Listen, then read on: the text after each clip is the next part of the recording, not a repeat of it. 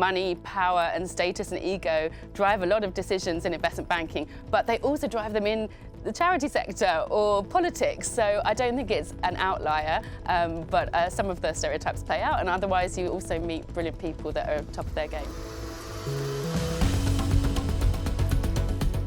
Hello, ladies and gentlemen.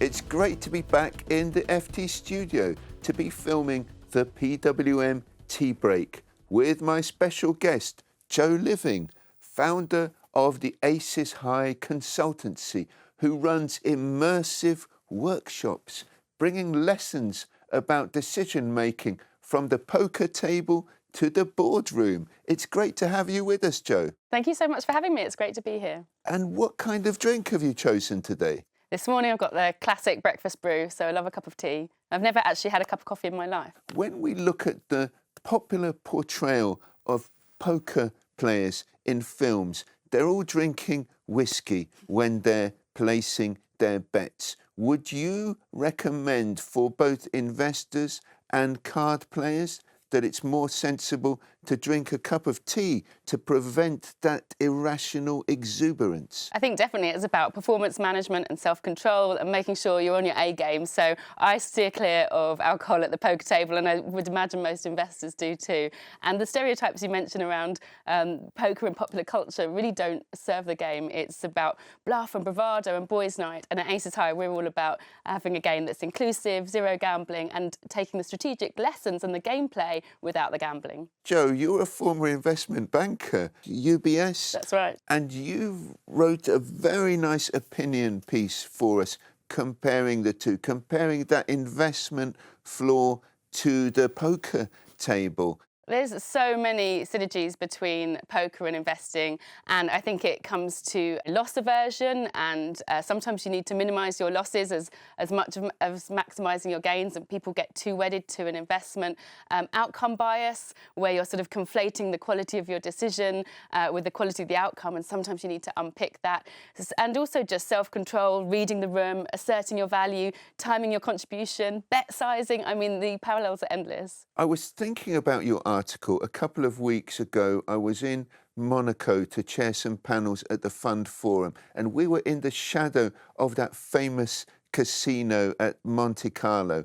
And during these panels, we were talking about the Minsky moment. How close are we to the market having a sudden tipping point? A bluff can look the exact same whether someone is bluffing or has brilliant cards, and so from the kind of investment angle, you're going to have to look at your advisors and not just take them on face value, but unpick the strategy behind it so that you can discern between the two. And that's something we practice at the poker table. And what's valuable there is that you can get your feedback loop in 2 minutes instead of 2 months or 2 years with an investment cycle. So there's a lot to be garnered, but I don't think everyone's all about bluff. Sometimes we do see some herd mentality, but it's important to disaggregate the quality of the decision making with the quality of the outcome, and to make sure that people are, being honest and transparent in their actions. We had another opinion piece from Fabio Oster, the head of alternatives at BlackRock, and he's saying, the private markets, they're not overcooked. They're just resetting slightly. And what we've seen in the past, some of the advisors around private markets in particular, they have a limited amount of information. Investment advisors, investment managers and poker players have to make decisions with incomplete information.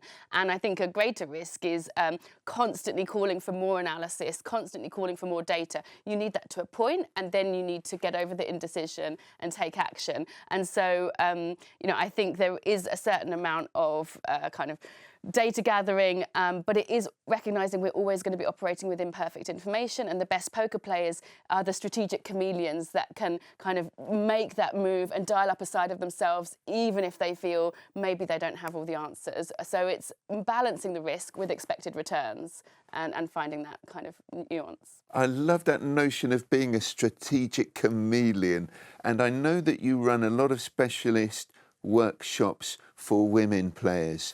And Elisa, my colleague, was writing a report about family offices, about this great wealth transfer, and about how there's going to be $100 trillion of extra money which will be controlled by wealthy female investors. Women are less wedded to an investment decision just because they've already made it. They're, generally speaking, oftentimes more able to pivot, evaluate and re-evaluate their investment decision or their poker play in the light of new information. And if necessary, walk away and limit losses. Whereas you see sometimes ego creeping in where people have made a commitment to a hand or an investment and they're not able to get out when it's not going their way. They sort of double down. And so a little bit more caution, but that plays out in fewer hands, which is actually a really good move in poker. But when they are making bets, it's with higher conviction and able to pivot in the moment. And of course, there are many comparisons between geopolitical machinations and poker also. Daniel Avagar, a portfolio manager at Lansdowne Partners, he wrote a piece for us. The likes of Trump and Vladimir Putin, they're more like poker players, aren't they? They seem to be playing on instinct rather than with a long-term strategy.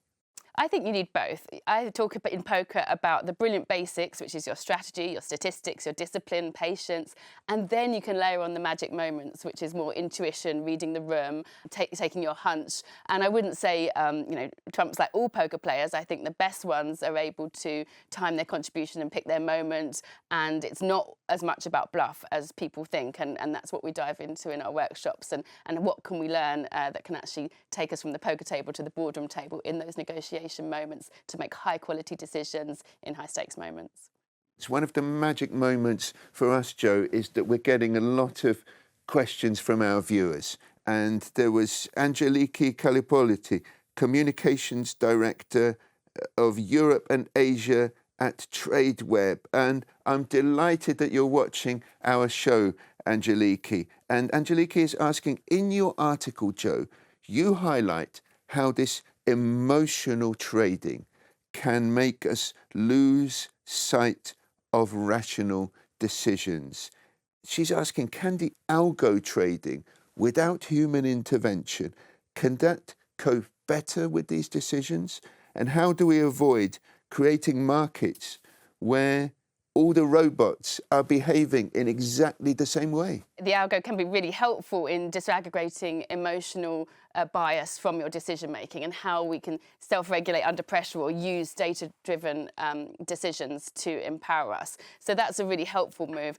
I think when there's any kind of herd mentality, whether that's behavioural and emotional or data-driven, that's when you get more risks because you've got a concentration of action in the same direction and possible bubble formation. So I think diversity of thought and opinion, and I think in a time of AI, we're going to need some of the skills that you can nurture at the poker table around reading the room, emotional intelligence, empathy. They're the human skills we're going to need to nurture more than ever so that you can have the data-driven decisions, but also sort of overlay that human and geopolitical and global context, which is a little bit more intuition. So you need both. And yeah, I think there is a risk of too much data driving a herd mentality.